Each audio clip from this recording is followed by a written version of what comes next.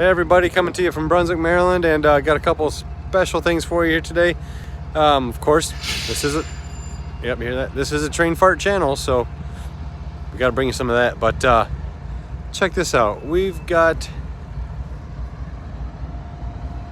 look at that, 1776, and the poor guy, like a true soldier, is hooked. Well, he's trailing third on a stone train, but this lead engine up here is still idling, and he's farty. And hey, after all, this is a fart channel, so farts do what farts does. Here it comes.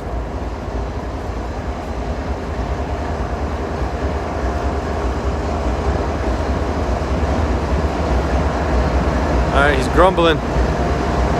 See if we can't get a little bit of fart spray. Oh! Oh, here comes another one, watch.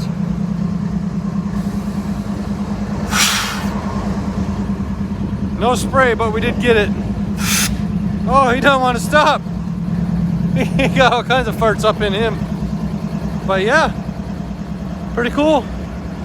Down here, nothing makes a better afternoon than train farts in 1776. Let me show you this one more time. I'm running. Probably gonna fart myself. But actually needs a bath. It's kind of sad to see it dirty, honestly.